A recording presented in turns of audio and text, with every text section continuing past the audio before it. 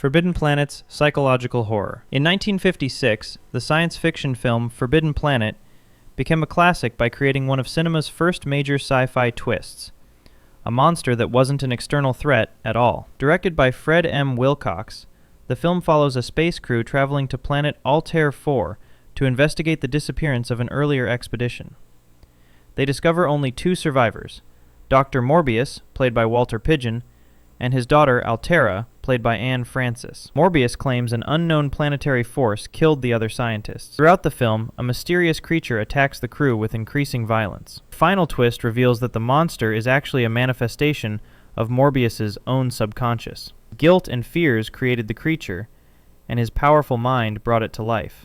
This revelation comes through a psychoanalytic climax that completely reframes everything viewers have witnessed. This twist revolutionized how sci-fi could tell psychological stories. Instead of aliens or space monsters, the real horror came from within the human mind. It proved that sci-fi narratives could explore internal conflicts and psychological horror, establishing a template that influenced decades of filmmaking to follow. Coherence's reality fracture. James Ward Burkett's 2013 Coherence delivers one of the most disorienting twists in modern sci-fi. A dinner party where reality itself splits into infinite versions. Released in September 2013 and shot in just 5 nights in the director's own home, the film stars Emily Baldoni as M, who attends a dinner party on the night Miller's comet passes overhead. The power goes out, and 2 friends walk to the only lit house 2 blocks away. They return shaken, carrying a box containing numbered photos of everyone at the party. The group slowly realizes the comet has caused quantum decoherence, creating multiple overlapping realities. Every time someone walks through the darkness outside, they randomly enter a different version of the same night. The twist deepens as characters unknowingly switch places with their alternate selves. M discovers she can visit different realities and finds one where everyone seems happier. She attacks and sedates her alternate self, hiding her in the bathroom, and takes her place. The final scene shows M with her boyfriend Kevin the next morning. He receives a phone call from the M she left unconscious, and the screen cuts to black as he realizes the woman beside him is an imposter. The film was made for approximately $50,000 with largely improvised dialogue, yet it creates one of the most mathematically complex narrative puzzles in cinema. The twist works because it makes viewers question which version of each character they've been following and whether any choice matters when infinite versions exist. Soylent Green secret. In 1973, Soylent Green delivered one of the most disturbing food twists ever committed to film, one that has become synonymous with hidden horrors in dystopian cinema. Released on February 2, 1973, and directed by Richard Fleischer, the film is set in the year 2022, where the world is overcrowded and starving. Detective Thorne, played by Charlton Heston, investigates murders while Soylent Green, a highly nutritious food source, sustains the population. Only the wealthy can afford real food and clean water. The government supposedly produces Soylent Green from ocean plankton. The final twist reveals the horrifying truth. Soylent Green is made from human bodies. Dead bodies are processed into food to solve the food shortage. Heston's character utters the famous line, "Soylent Green is people!" as the detective realizes the horrifying scope of the conspiracy. This twist transcends shock value. It's social commentary wrapped in horror. The film uses the twist to critique overpopulation and governmental deception. Audiences subconsciously dismissed clues because the truth was too horrible to contemplate. 12 Monkeys Time Loop. Terry Gilliam's 1995 12 Monkeys creates a bootstrap paradox, where the protagonist's attempts to prevent the apocalypse actually cause it. Released on December 29, 1995, the film stars Bruce Willis as James Cole, a convict from the year 2027. Humanity has been driven underground by a virus released in 1996.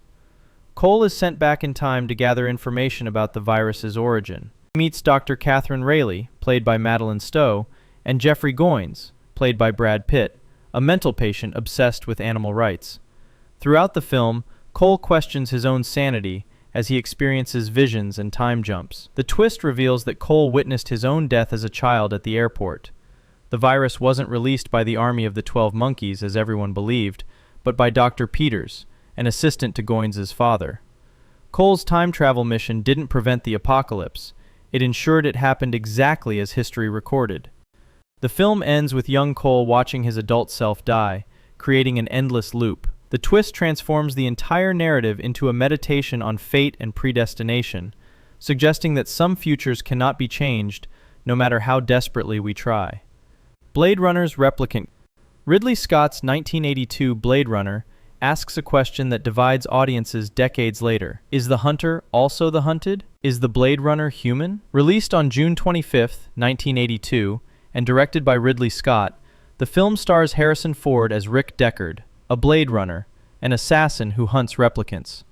Replicants are artificial humans with 4-year lifespans. Deckard is hunting 4 escaped Nexus 6 models. The director's cut includes a unicorn dream sequence. Gaff, played by Edward James Olmos, leaves an origami unicorn after the film ends. The unicorn suggests Deckard's memories may be implanted. He dreamed of a unicorn he never saw. The film leaves the question ambiguous. Is Deckard a replicant? Harrison Ford disputes Scott's interpretation, as Ford believes Deckard is human. Scott has stated definitively that Deckard is a replicant. This twist works on multiple levels. It makes audiences question identity, consciousness, and what makes someone human. The disagreement between creator and actor only amplifies the film's central question. The Terminator's future. James Cameron's 1984 The Terminator introduces a time-traveling assassin, but the real twist is the nightmare it reveals about humanity's future. Released on October 26, 1984, and directed by James Cameron, the film stars Arnold Schwarzenegger as the T-800 Terminator. Sarah Connor, played by Linda Hamilton, is targeted for assassination. Kyle Reese, played by Michael Biehn, is sent from the future to protect her. The T-800 is a cyborg sent back from the year 2029. The twist unfolds as the T-800 describes a horrible future where machines rule. Nuclear war devastates humanity in an event called Judgment Day. Machines rise up and begin the systematic elimination of humans. The future resistance leader is John Connor, Sarah's unborn son. Sarah must be protected so she can birth the future's hero. This isn't a twist that surprises the audience. It's a twist in narrative perspective. The film expands from individual survival to species-level stakes. The machine apocalypse becomes as important as the immediate danger.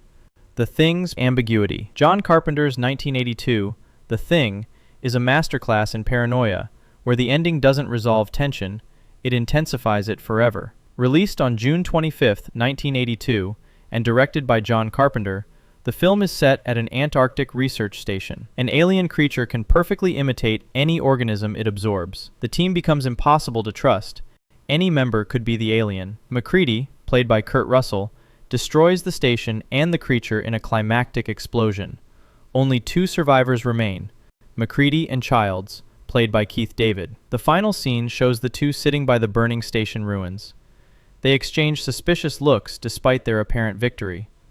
The ending question haunts viewers. Is one or both of them infected? The film never answers the question. The paranoia is preserved to the final frame. Carpenter has stated he knows who is who, but refuses to tell.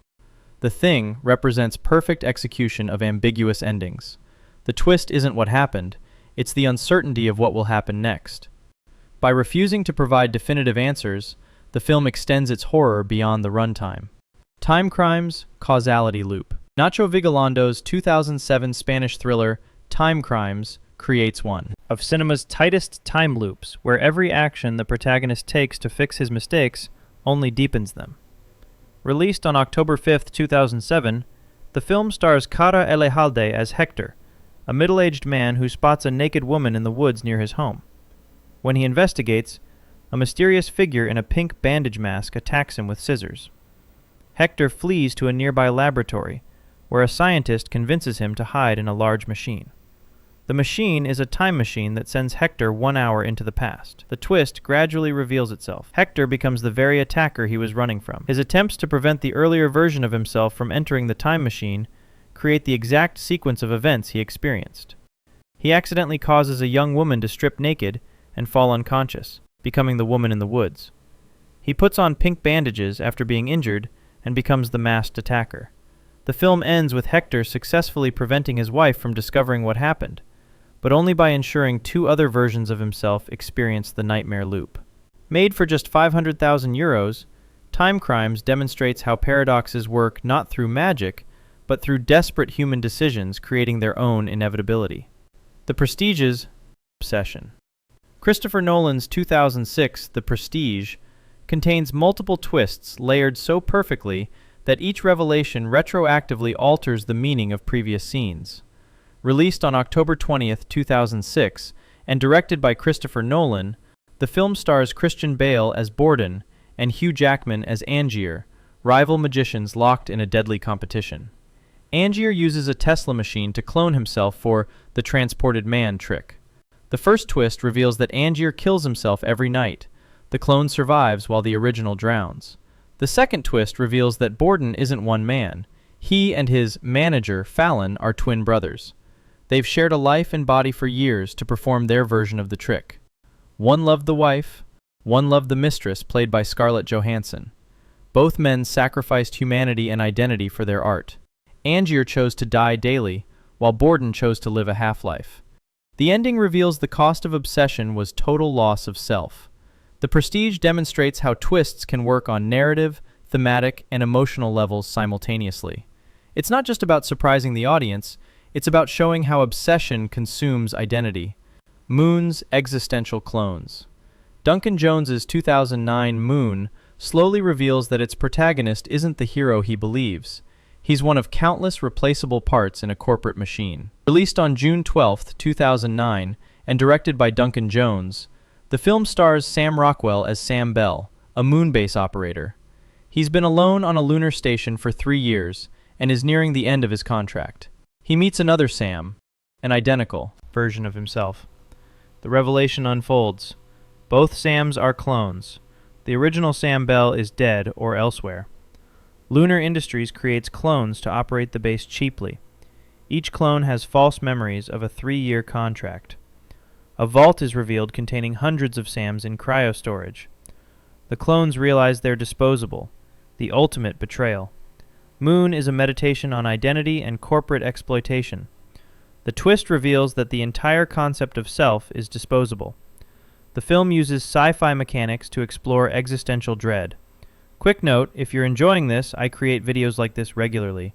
A subscription would mean a lot. Memento's backwards investigation. Christopher Nolan's 2000 Memento doesn't just tell its story in reverse, it forces audiences into the protagonist's fractured mental state where nothing is certain. Released on September 5, 2000, and directed by Christopher Nolan, the film stars Guy Pearce as Leonard Shelby, a man with anterograde amnesia. He cannot form new memories since his injury, and relies on tattoos and notes. The film is structured in reverse chronological order. As the film progresses backward, Leonard's investigation unravels. The final truth, which is the chronological beginning, reveals that Leonard has been manipulating himself. He's using the investigation to give his life purpose. The real killer is likely already dead or different than he imagined. Leonard deliberately destroys evidence to keep his quest going. The entire forward narrative was Leonard's self-created mythology. He chose to lie to himself to be happy. Memento proves that narrative structure is itself a form of storytelling. The twist isn't just that Leonard lies, it's that we lied to ourselves alongside him, following false clues. Inception's ambiguous limbo. Christopher Nolan's 2010 Inception asks the question that has divided audiences for over a decade. Did Cobb ever wake up? Or is he still dreaming? Released on July 16, 2010, and directed by Christopher Nolan, the film stars Leonardo DiCaprio as Cobb, a thief who enters dreams. Cobb uses a spinning top as his totem, his reality check. The top spins indefinitely in dreams but falls in reality. The final scene shows Cobb spinning the top at home as he reunites with his children. The top wobbles slightly, but the film cuts to black before it falls. The ambiguous ending leaves viewers asking, is Cobb dreaming or awake? The wedding ring theory suggests that Cobb wears his ring in dreams, but not in reality, and he's not wearing it in the final scene. Nolan's point appears to be that it doesn't matter. Cobb has accepted his reality. Inception is brilliance wrapped in ambiguity. The twist isn't just about whether Cobb is dreaming, It's about accepting that the distinction might not matter to him anymore. Arrival's temporal perception. Denis Villeneuve's 2016 Arrival proves that sci-fi twists don't need aliens attacking, they need aliens rewriting how humanity perceives reality itself. Released on November 11, 2016, and directed by Denis Villeneuve, the film stars Amy Adams as Dr. Louise Banks, a linguistics professor. Aliens, called heptapods, have a circular, non-linear language. Learning the language rewires the brain based on the Sapir-Whorf hypothesis. Louise gains non-linear perception of time. Scenes with her daughter Hannah are assumed to be flashbacks. The twist reveals that the scenes are flash forwards. Louise is seeing her future daughter who hasn't been born yet. She knows her daughter will die young, but chooses to have her anyway. The film becomes a meditation on time, choice, and sacrifice. Arrival demonstrates that sci-fi twists can operate on linguistic and conceptual levels. The twist doesn't violate the film's logic, it completes it. The Matrix's reality. The Wachowskis' 1999 The Matrix introduced a premise that became a cultural template. What if everything you experience isn't real? Released on March 31st, 1999, and directed by the Wachowskis, the film stars Keanu Reeves as Neo, a hacker searching for truth. The twist reveals that the entire world is a simulated reality called the Matrix. Machines created the simulation to pacify humans. Humans are used as a bioelectric power source, essentially batteries. The real world is a scorched, dystopian wasteland. The red pill breaks the simulation, while the blue pill returns you to illusion. The film becomes about perception, choice, and awakening. The Matrix became a philosophical framework. The twist works because it questions the nature of perception and reality itself, influencing pop culture for decades. The Sixth Senses. M. Night Shyamalan's 1999 The Sixth Sense doesn't just shock audiences with its twist, it immediately sends them back to rewatch, seeing hidden clues everywhere. Released on August 6, 1999, and directed by M. Night Shyamalan, the film stars Bruce Willis as Dr. Malcolm Crowe, a child psychologist. Haley Joel Osment plays Cole Sears, the boy who famously says, "I see dead people." Crowe helps Cole accept his abilities. The third act revelation hits hard. Willis has been dead the entire film. He was shot by a patient in the opening scene and never recovered. Cole was seeing Willis as one of his ghosts. The clues were there all along. Willis never interacts with anyone but Cole. His wife ignores him. He's not wearing his wedding ring. Willis finally accepts his death and moves on. The Sixth Sense works because it respects its audience. Shyamalan plants genuine clues rather than cheating. The film rewards attentive viewers.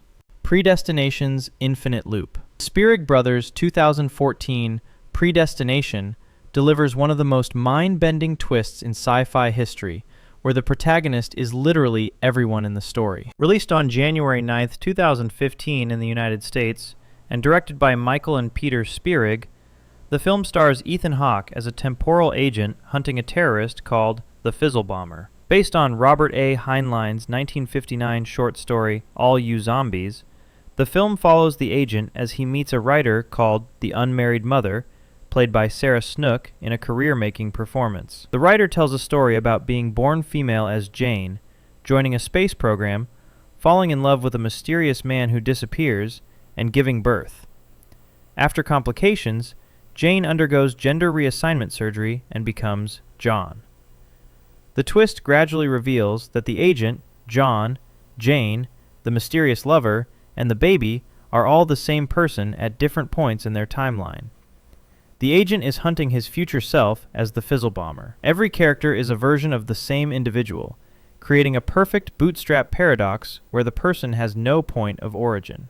Made for approximately $5 million, the film asks whether free will exists when your entire existence is a closed causal loop. The twist transforms the narrative into a meditation on identity and destiny. If you found this valuable, subscribe so you never miss new content. Appreciate you watching.